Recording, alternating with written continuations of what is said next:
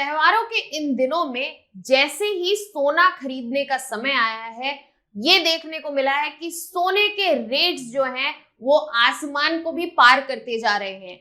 Hello students, welcome to Chahal Academy. My name is Shubhangi Singh और आज हम बात करने वाले हैं कैसे गोल्ड प्राइसेस जो हैं एट प्रेजेंट अपने रिकॉर्ड हाई पर हैं और ये सब जो है सिर्फ इंटरनल फैक्टर्स की वजह से नहीं, ग्लोबल फैक्टर्स और ग्लोबल अनसर्टेनिटीज जो हैं उनकी वजह से भी हो रहा है। आज के सेशन में हम समझेंगे कि ये गोल्ड प्राइसेस जो हैं ये आखिरकार बढ़ते ही क्यों जा रहे हैं और इससे क्या इम्पैक्ट हमें देखने को मिल सकता है हमारी इंडियन इकोनॉमी पर। रीसेंट टाइम्स में हमने अभी देखा है कि गोल्ड के प्राइसेस बढ़ के जो 77,000 का मार्क तो क्रॉस कर ही चुके थे, 80,000 के मार्क को छूने के बहुत ही करीब है और आने वाले एक दो दिनों में ये भी होता हुआ हमें दिख सकता है। अब सवाल ये है कि आखिर ऐसा हो क्यों रहा है, ऐसा क्या हो गया है कि गोल्ड का प्राइस जो है वो थम ही नहीं रहा है। गोल्ड प्राइसेस में इस वक्त अनप्रेसिडेंटेड लेवल की हाई ग्रोथ देखी गई है और अगर हम ग्लोबल लेवल पे बात करें तो ये एक हिस्टोरिक हाई पे है जहां पे $2,714 पर आउंस ऑफ गोल्ड मिल रहा है।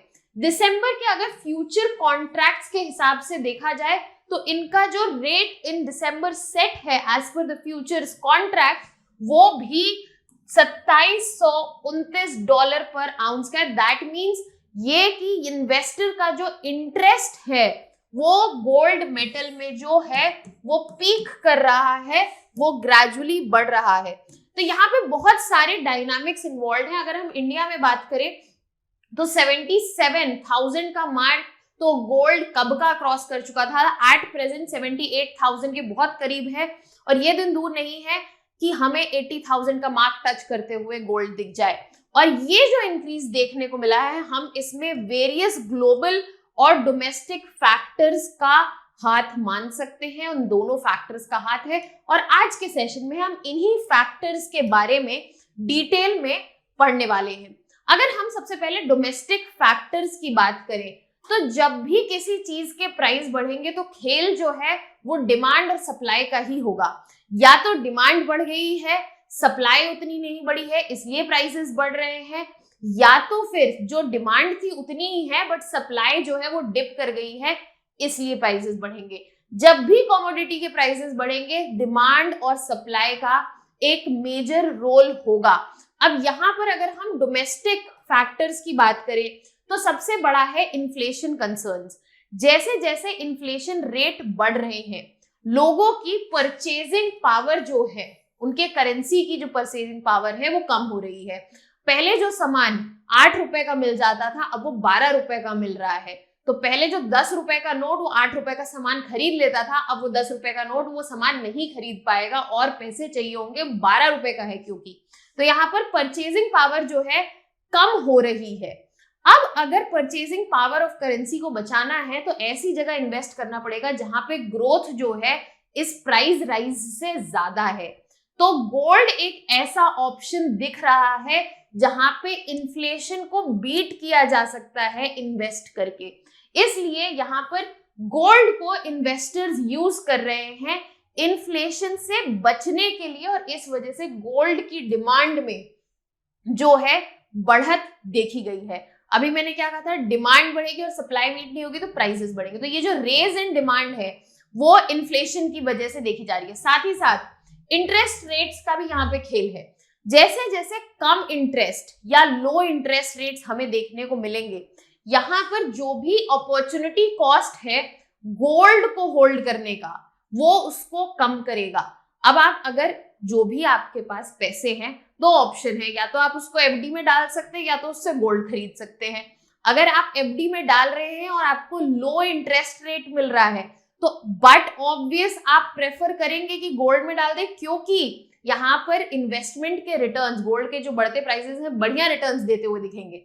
तो इस वजह से इंटरेस्ट वाले जो भी डिपॉजिट्स एसेट्स हैं उनसे एक बेहतर ऑप्शन दिख रहा है गोल्ड, क्योंकि इंटरेस्ट रेट्स जो है वो कम है या तो फिर डिक्लाइन कर रहे हैं।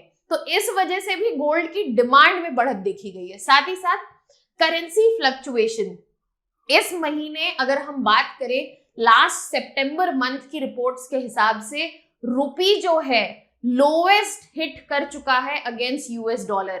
अब ये जो फ्लक्चुएशंस है जिसकी वजह से हमारी डोमेस्टिक करेंसी जो है वीक हो गई है, उससे गोल्ड प्राइसेस बढ़ेंगे। कैसे बढ़ेंगे? जैसे कि अब जो अगर $1 में गोल्ड मिलता था, जो भी अमाउंट था, जैसे 1 ग्राम, सिंपल समझने के लिए $1 में हमें 1 ग्राम गोल्ड मिलता था। पहले वो $1 75 रुपए का था, अब वो $1 85 रुपए का हो गया है। अब आपको वही 1 ग्राम गोल्ड खरीदने के लिए 85 रुपए देने पड़ रहे हैं। तो लोकल करेंसी का यूसेज जो है उस हिसाब से तो गोल्ड प्राइसेस बढ़ गए। दैट इज वाई जो करेंसी फ्लक्चुएशन है उसकी वजह से भी हमें गोल्ड प्राइसेस में बढ़ोतरी देखने को मिल रही है। इसके अलावा हम बात करते हैं इकोनॉमिक अनसर्टेनिटी की। अगर इकोनॉमिक स्टेबिलिटी नहीं है या फिर स्लो ग्रोथ है तो जो इन्वेस्टर्स हैं वो डोमेस्टिक इकोनॉमी में इन्वेस्ट ना करके गोल्ड को एक बेटर एसेट मानेंगे जहां पे सेफ्टी भी बनी रहेगी, इन्वेस्टमेंट पे रिटर्न्स भी आएंगे और जिसकी वजह से गोल्ड की डिमांड बढ़ेगी। तो अब यहाँ पे देख सकते हैं ऐसे काफी फैक्टर्स हैं जिससे गोल्ड की डिमांड बढ़ रही है। और भी यहाँ पर हमारे पास डोमेस्टिक फैक्टर्स हैं जैसे कि गवर्नमेंट पॉलिसी। अगर हम गवर्नमेंट पॉलिसी की बात कर रहे हैं, जब भी टैक्सेशन में चेंज होगा, इंपोर्ट ड्यूटीज में चेंज होगा या फिर रेगुलेशंस जो गोल्ड से रिलेटेड हैं वो चेंज होंगे, जो लोकल डिमांड है, डोमेस्टिक इकोनॉमी के अंदर की जो डिमांड है गोल्ड से रिलेटेड, वो भी प्राइसिंग को इफेक्ट करेगी जिससे फर्दर ग्लोबल प्राइसेस भी इफेक्ट होंगे। और अगर हम बात करें मार्केट सेंटिमेंट, डोमेस्टिक मार्केट का सेंटिमेंट कैसा है, इससे रिलेटेड होता है पॉलिटिकल और सोशल इवेंट से। अगर इकोनॉमी में पॉलिटिकल इंस्टेबिलिटी चल रही है या किसी तरह का सोशल अनरेस्ट है तो यहाँ पर ज्यादा बाइंग ऑफ गोल्ड हो सकती है, क्योंकि बाकी एसेट्स में इन्वेस्ट करना सेफ नहीं माना जाएगा, गोल्ड में इन्वेस्ट करना सेफ माना जाएगा और as a protective measure instability के टाइम में गोल्ड में इन्वेस्ट किया जाएगा। अगेन डिमांड वहां पर गोल्ड की बढ़ेगी। साथ ही साथ फेस्टिव सीजन आ चुका है जिसकी वजह से डिमांड जो है ज्वेलरी की और साथ ही साथ इंडस्ट्री में प्रोडक्शन बढ़ाने के लिए एज अ रॉ मटेरियल भी यहाँ पर इस प्रेशियस मेटल की डिमांड जो है बढ़ती हुई दिख रही है। सो इंडिया में ये जो सीजनल डिमांड देखी जाती है स्पेशली ड्यूरिंग धनतेरस, दिवाली, यहाँ पर हमें गोल्ड की डिमांड बढ़ते हुए दिख रही है directly because of the festive season. साथ ही साथ यहाँ पर जो प्राइजेस हैं डोमेस्टिकली इस चीज से इन्फ्लुएंस हो रहे हैं कि डिमांड इन टोटलिटी जो है ड्राइव अप हो रही है। ये तो हमने बात कर ली सारे के सारे डोमेस्टिक फैक्टर्स की। अब आगे बढ़ते हैं ग्लोबल फैक्टर्स की तरफ, क्योंकि हमने स्टार्टिंग में ही कहा था कि ऐसा तो बिल्कुल नहीं है कि सिर्फ डोमेस्टिक फैक्टर्स ही इस सिचुएशन के लिए रिस्पॉन्सिबल है जो एक्सट्रीम हाई हमें गोल्ड के रेट्स में देखने को मिला है।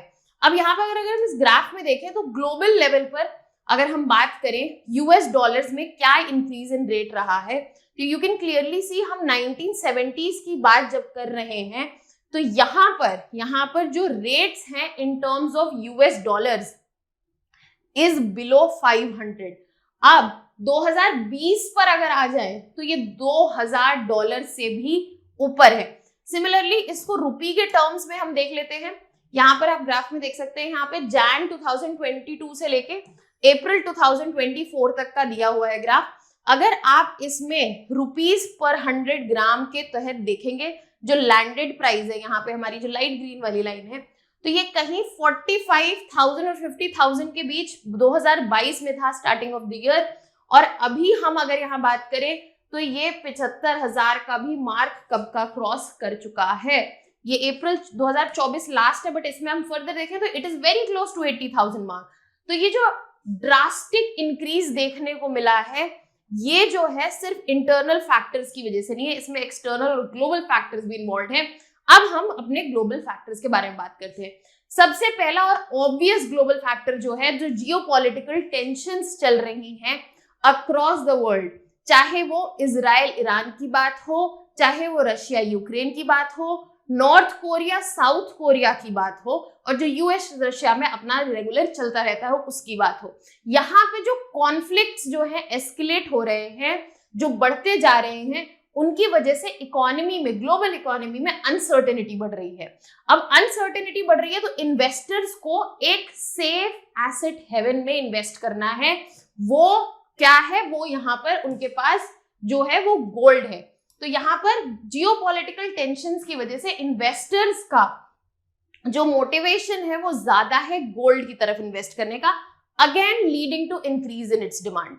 साथ ही साथ यूएस इलेक्शन में जो अनसर्टेनिटी है, यूएस के इलेक्शन होने वाले हैं, पॉलिटिकल इंस्टेबिलिटी और साथ ही साथ अनसर्टेनिटी है कि कौन सी गवर्नमेंट आएगी, जिसकी वजह से फिर से इस पॉलिटिकल इंस्टेबिलिटी को हेज करने के लिए, इससे बचने के लिए, इसके अगेंस्ट वर्क करने के लिए एक अच्छा सेफ ऑप्शन जो है वो गोल्ड आ रहा है और इसलिए इसकी इंक्रीज्ड डिमांड है। साथ ही साथ इन्फ्लेशन प्रेशर्स ग्लोबली हमें प्राइस राइज देखने को मिल रहा है, जिसकी वजह से जो भी फिएट करेंसीज है इकोनॉमीज की, वो इन्फ्लेशन जो है उनकी परचेजिंग पावर कम कर रही है।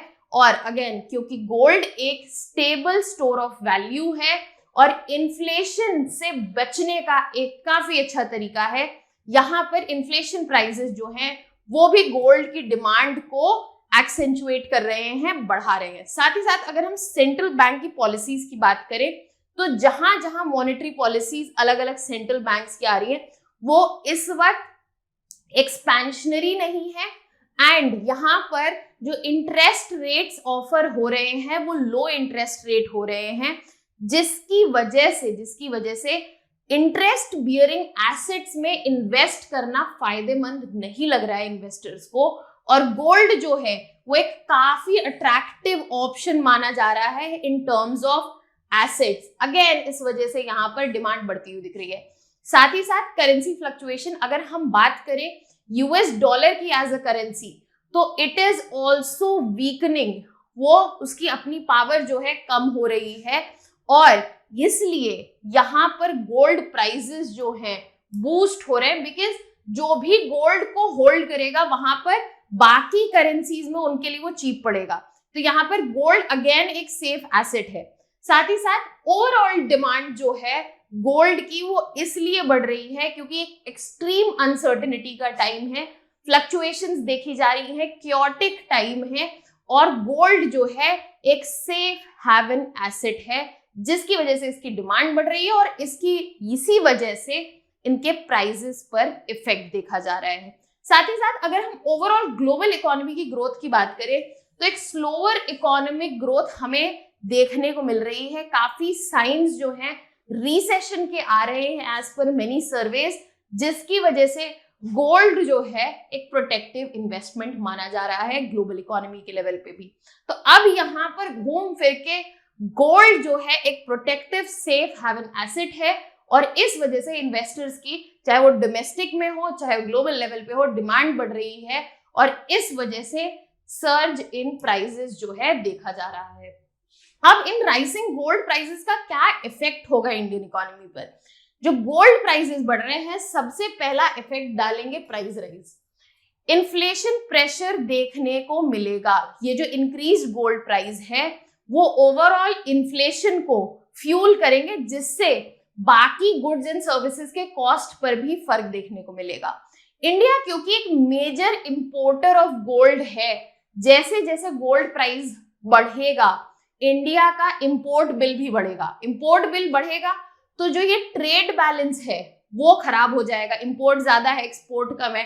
ट्रेड बैलेंस को मैनेज करने के लिए फॉरेन एक्सचेंज रिजर्व से हमें फॉरेन एक्सचेंज जो है निकालना पड़ेगा और इससे हमारे फॉरेन एक्सचेंज रिजर्व जो हैं वो इफेक्ट होंगे।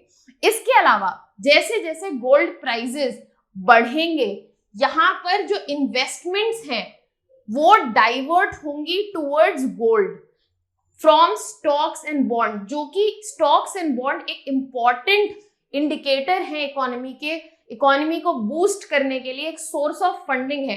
अगर ये source of funding cut down हो जाती है और इन्वेस्टर जो है मूव करने लगते हैं टुवर्ड्स गोल्ड, तो वो इकोनॉमिक ग्रोथ को फर्दर हैम्पर करेगी, प्रॉब्लम देगी।